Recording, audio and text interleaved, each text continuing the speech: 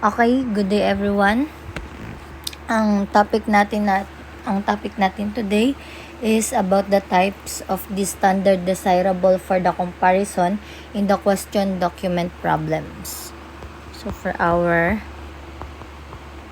chapter 4, part 2, forensic 4. Okay? Topic natin ay types of standards desirable for the comparison in question document.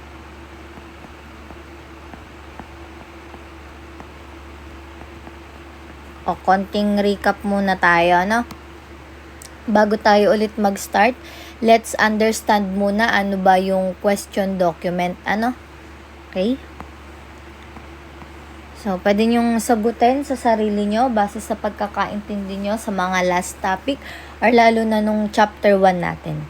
So, ang brief description muna is question document. Pag sinabing question document, ito yung kahit anong document na may duda kung totoo ba siya, no? Kung totoo ba siya or peke, may forgery ba, may alteration ba. So basta document, sa document lang iikot. Okay? Tunay ba yung dokumentong yan? Peke ba yan? Ka-question nga na document, no? So example dyan mga anak ay pirma sa check, no? Pinagahinala ang peke. Yung mga pirma sa cheque, minsan ayan, nafo-forge yan. Another example, anonymous letter. So kung hindi alam kung sino yung nagsulat, no? Hindi mo alam kung sino yung nagsulat, marami yan kapag ka magbibigay ng mga information. And next is yung mga contract na mga binago yung laman. So kunyari, may kontrata. Ngayon, si kontrata nakasaad dito. Tapos nandito yung pirma. Yung pirma ay tunay. Kaso yung content, pwedeng baguhin to, no? Pwedeng baguhin yung content na nandyan. Okay yung pirma, but yung content, maaari nilang baguhin. It's either alteration, addition, no? Depende. So, para ma-solve yung mga ganitong cases, gumagamit tayo ng standards for comparison. Yun nga yung mga anak, yung standard document, yun yung authentic document para mapakumpara yung question document kung parehas ba yung sumulat nun. Okay po? Standards for comparison. Okay, meron tayo niyan para ma-solve yung mga ganitong uri or klase ng mga kaso. Punta tayo sa types of standards. Ano ba yung mga types of standard?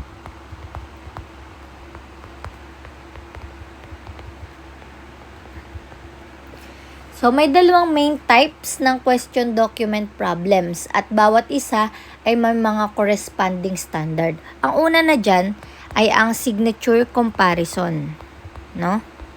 Signature comparison. So, sa signature comparison, kapag ang issue ay tungkol sa pirma, no? So, kailangan natin ng dalawang klase ng standards. So, again, dito sa signature comparison, pirma. Kaya nga signature, sa pirma tayo titingin. Okay? Kailangan dyan ng dalawang standard. Una, collected standards. So, natalakay na natin yung meaning nung collected, no? Dun sa part 1. So, collected standards, ito yung mga existing na pirma, no? Existing. Yun na lang natin. Existing na pirma ng isang tao, so, na ginawa niya before pa magkaroon ng case. Before magkaroon ng case. So, meron na, no? Existing na pirma before the case, no?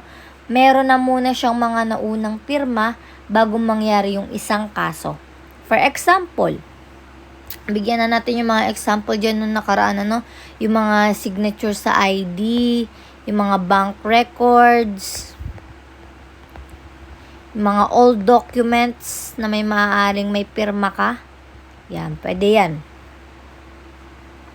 So, importante ito dahil sa mga natural yung mga writings, ano, and also wala ding pressure or stress. No, kasi dito, pwedeng sa school ID, di ba pag pumipirma tayo sa school ID dahil kailangan siya, need natin magpirma. So, walang point na para ma-stress ka or ma-pressure ka sa pagpirma, walang dahilan, ano. Okay? So, that is the collected standard. Next, pasimplihan natin, no? Yung collected standards, kumbaga, ito yung normal na sulat ng tao, no? Kasi hindi pa siya suspect, no? Hindi pa siya suspect before nga before. So, hindi pa siya suspect dito, no? Ito pa lang yung mga sulat niya dati or mga signature niya dati, no? Signature tayo, ha? So, next, meron tayong requested standard. Yan, na-discuss na rin natin itong mga to halos papayawan na rin din natin. So, mas laliman natin yung mga meaning nila. So, requested standards, ito naman yung mga pinapasulat ulit ang suspect, no, under ng observation. Ito nga yung nire-request, paulit-ulit tayo sa collected and requested. So, yan, talagang possible na lalabas yan sa recitation natin, yung dalawang yan. No? So, ito yung mga request or yung mga pinapasulat sa suspect.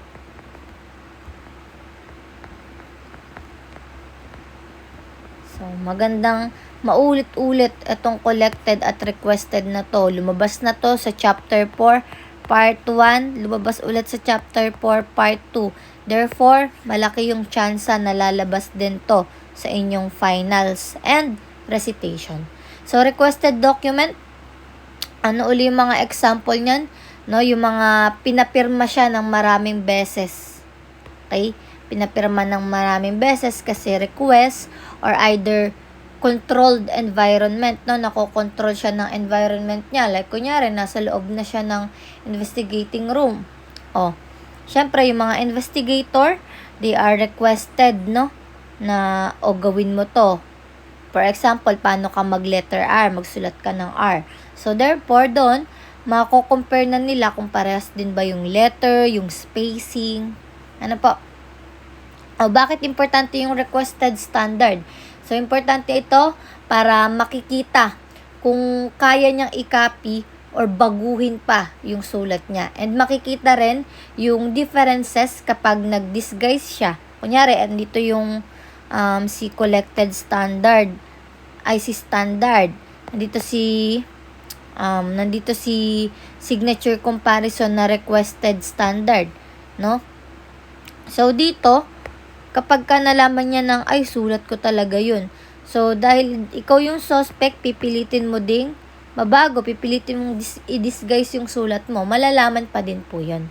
Okay? So, ang pinaka-importante dito na concept is yung natural variation. Okay? The natural variation.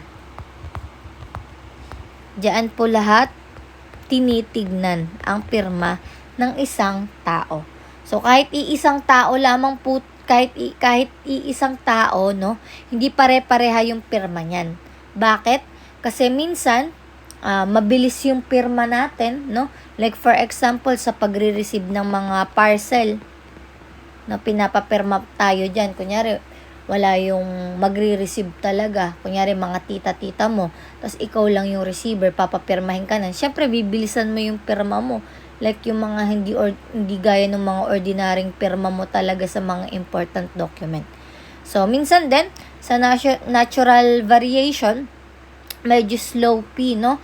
Like, yun, tuloy pa rin tayo sa example natin sa parcel. Siyempre, wala kang patungan. Sa kamay lang pinatong mo, no? Magkakaroon talaga dun ng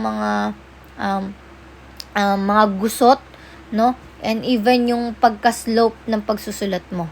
So, dito, sa requested standard ng pirma, no? kailangan maraming samples. Maraming samples or maraming request sa isang sample yung investigator, no, para makita yung pattern, kung may pagkakaiba or may binabago ba siya or pilit, yun nga yung tinatawag nating pressure and stress kapag pumirma. So, ma-identify pa rin yun. Next, kung meron tayong signature comparison, tungo naman tayo sa handwriting problems. Mostly sa mga anonymous letter to.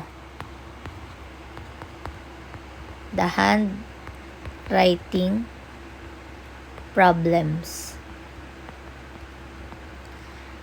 So, kapag hindi lang pirma, no, kundi buong sulat yung involved, mas complex, no, mas complex. Kapag sa pirma kasi, madali mo lang ma-identify, no. Kunyari, ganito pumirma, no, yung mga slope, yung mga pababa, yan.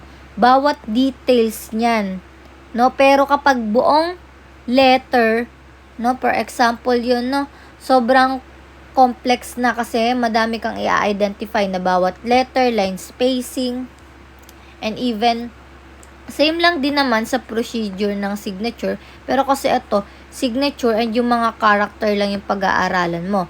Pero sa isang buong sulat, mahaba-habang process yan. So, dito sa handwriting problems, meron tayong general writing standards. Pasok tayo sa general writing standard. So, ito yung normal na sulat ng suspect. Para lang yung collected standard. Pero dito, sa collected standard ay pirma. Okay? Tayong general writing standards. Ito yung normal na sulat ng suspect at hindi lang ng suspect, pati na rin ng biktima. Okay? Mga normal na sulat nila. Example, saan? Saan ba may mga normal na sulat tayo? Dito, kapag nagsusulat kayo sa notebook nyo. No, yan yung mga normal sulat nyo. Sa letters, kapag nagbibigay ng letters sa mga friend, kaibigan, sa jowa, and even sa pagno-notes. No? At yung mga simple notes lang na uutusan ka, kunyari, bumili sa tindahan, or even magsusulat ka sa journal mo, kasali din yan, no? Kasi everyday, nagiging routine mo na yung journal mo. Bago ka matulog, or pagising mo sa umaga, nagjo-journal ka. So, sa general writing standard, yung pinaka-purpose nito is para makita yung natural handwriting style ng sumulat ng author. It's either nga yung suspect or yung victim. So, to see the natural handwriting style. Okay? Next, ito naman ay yung requested writing of question text. So, parehas lang to mga anak. Halos parehas lang yung mga meaning nito. Dito lang kasi ay signature. Dito yung buong handwriting niya, no? Okay? We have the requested writing. Basta pag tinanong alin yung complex, syempre yung handwriting kasi mas marami. Sa signature mo, onti lang Requested writing of question text. No? Bakit marami? Kasi text So, pinapasulat yung suspect, no, ng same or similar text ng question document. O yung question document na hindi ka panipaniwala na totoo or peke, no, papasulatin yung suspect. Kaya nga requested ulit. Pero dito naman ay titignan pa rin kung same or similar, no? Laging mga anak, pag request ay ang requirement dito, ang requirements diyan ay at least, wag niyo kakalimutan yung word na at least at least 3 samples or more. Okay, ganon. Pwedeng paulit-ulit doon para makita yung pattern. Okay? So, some illustration, no? Kung ang anonymous letter ay, kunyari ganito. Kung yung anonymous letter or yung question document letter ay nakalagay ay hindi mo ako matatakasan. For example lang. Baguhin ko yung sulat ko ha. Mo ako kunyari may gigil. Pero pangit din talaga magsulat si ma'am. Kunyari ganyan kasi medyo nagmamadali, no? Hindi mo ako matatakasan. So, kunyari ayan yung question document, no? Na text na nakasulat doon. So, dito sa requested writing, papasulatin yung suspect, no? Same sentence or similar sentence, no? Yan pa rin yung susulatin niya. Ng ilang sample, at least 3 or more. Okay, para makita natin kung same pattern ba kada sa mo or yung space ng sulat niya, no? Pwedeng same size din. Ikukumpara kasi yun. No? Ikukumpara yung shape ng letters, yung spacing nga na sinasabi ni ma'am, and even yung pressure, no? Kasi nga, di ba sabi ko, kunyari, galit, no? May pressure dito. And even yung mga slant letters. Ayan, di ba? May mga slant tayong nagawa. Yan, i-compare yun. Next, pasok tayo sa procedure for taking the handwriting standard. Ito yun ha, handwriting standard. Paano kumuha ng handwriting standard? Okay, procedure for taking handwriting standard. So, dito, pag-usapan naman natin yung tamang procedure, step by step. First, step 1. Makinig mabuti, ha? Wala nang masyadong description dito. More on explanation si ma'am. Natural position. So, ang subject, no? Yung subject or yung suspect, dapat nakaupo ng maayos, no? Okay, si subject or si suspect. Dapat nakaupo ng maayos, relax, at hindi kinakabahan. Okay?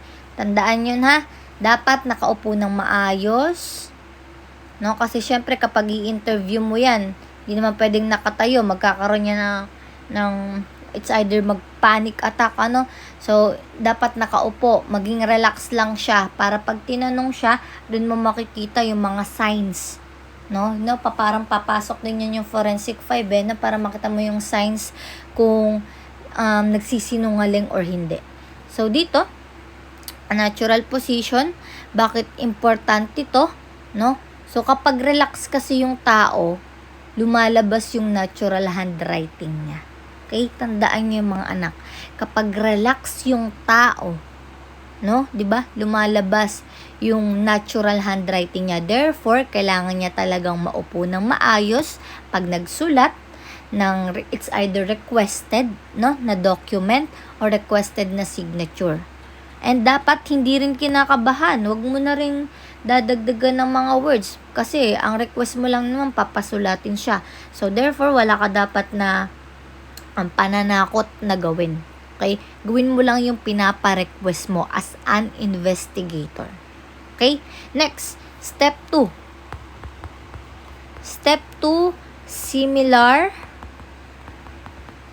materials. Okay.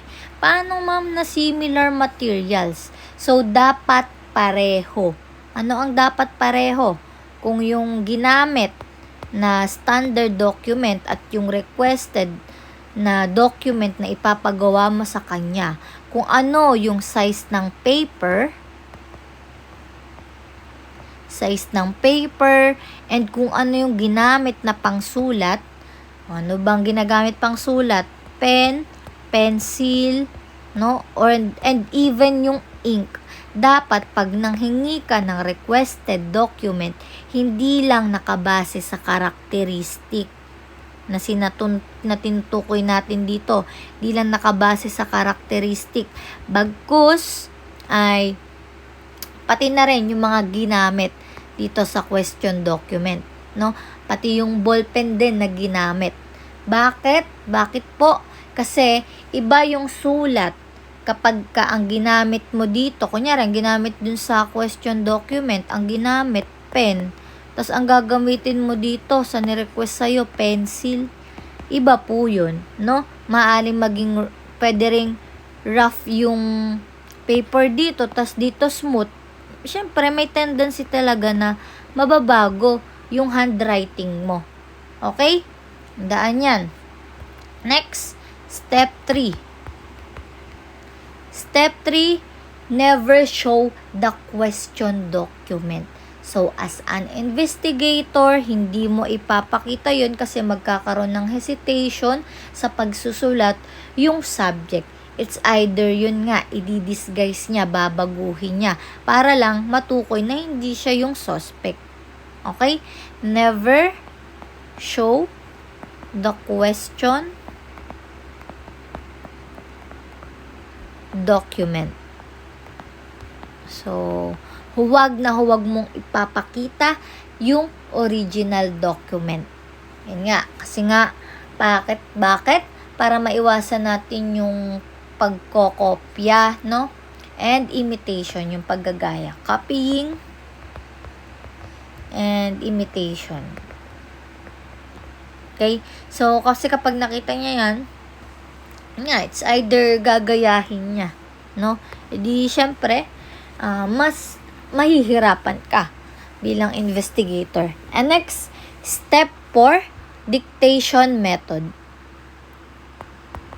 Step 4, dictation method.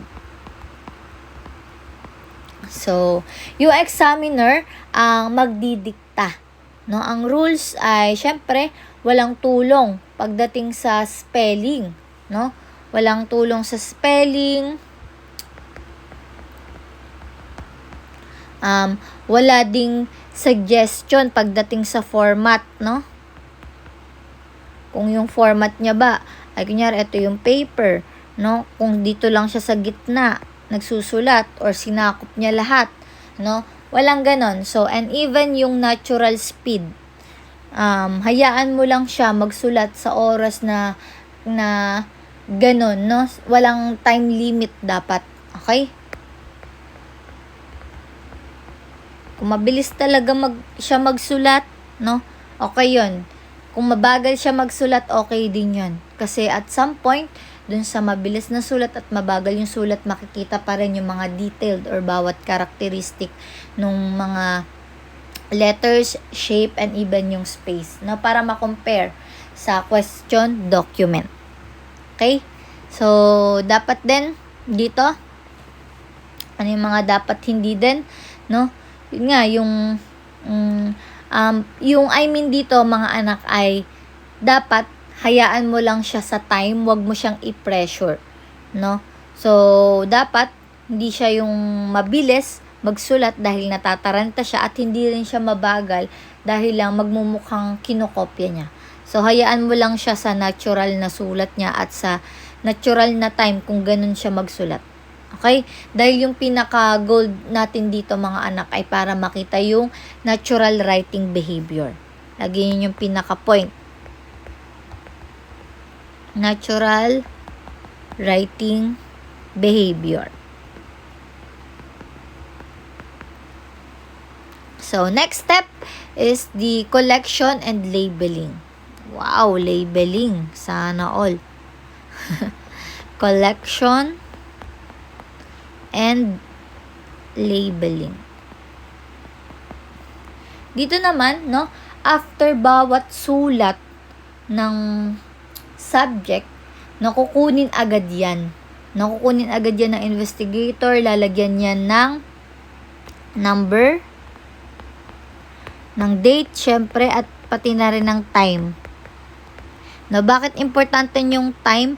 Kasi mga anak, yung maaari kasi yung question document, no, nung binigay sa'yo, makikita yung mga ink, kung tuyo na ba or hindi, no, kung yung life nun or yung span, kung hanggang kailan, kung kailan yung sinulat, no, yun mga anak ay nadedetect din. So, therefore, importante yung time para pag nagkaroon ng requested document, ma-analyze kung importante din ba yung time sa sa pagko-compare ng question document and requested document, no, para malaman kung ilang oras na ba ang nakalipas nung sinulat niya ito or nung pinasa sa investigator.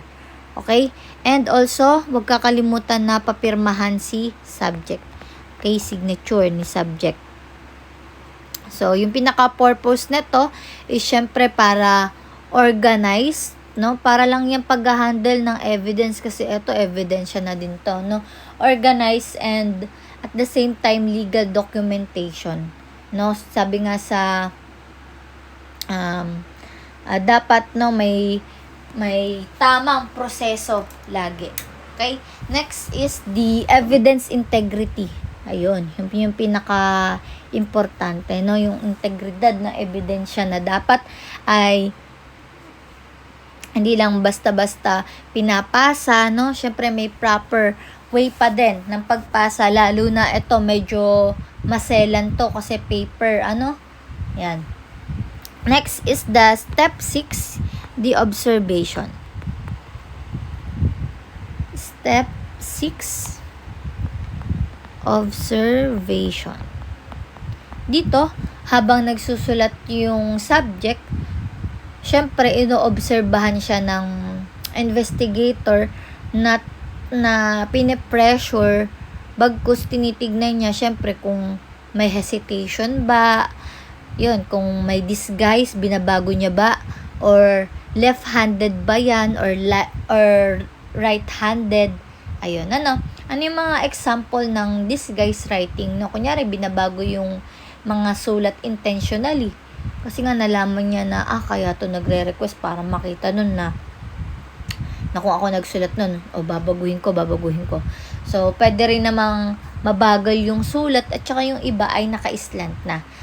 So, pero kahit mag-disguise yan, meron talaga yan na mga habits na hindi niya kayang baguhin. Again, babalik tayo sa natural writing behavior. No, ang bawat isa po sa atin ay may natural writing behavior. So, kahit baguhin niya yan, meron talagang habits na hindi niya kayang baguhin. And next, meron tayong special procedure para ma-check yung forgery. Okay? Tapos na tayo sa procedure for taking the handwriting standard. Dito, ilang steps yung meron tayo. Hanggang step 6, magtatabos sa observation. Next is the special procedure para mag-check ng forgery. So, kapag ang case ay check forgery, may mga special steps dyan. Ano mga anak? Compare sa nauna natin kanina. Step 1, similar check.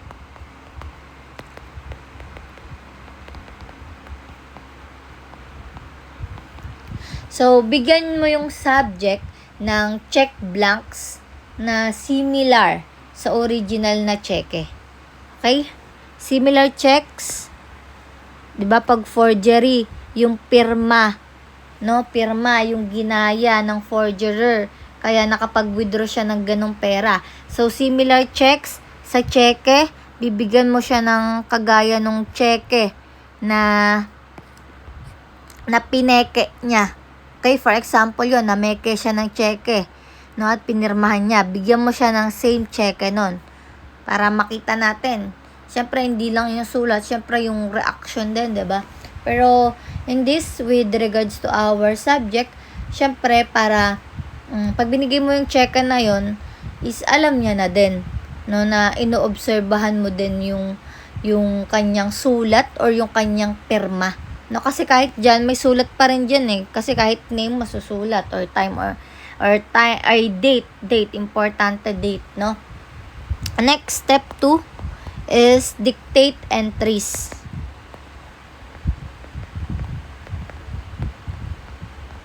So, dito, ipapasulat mo yung same details, no? Kaya nga nung sinabi ko, dito, bibigyan ka ng same check.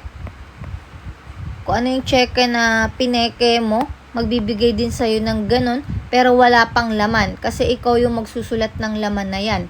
yung date. So, titignan kung same ba yung sulat ng pagkakasulat ng bawat number sa date ng question document at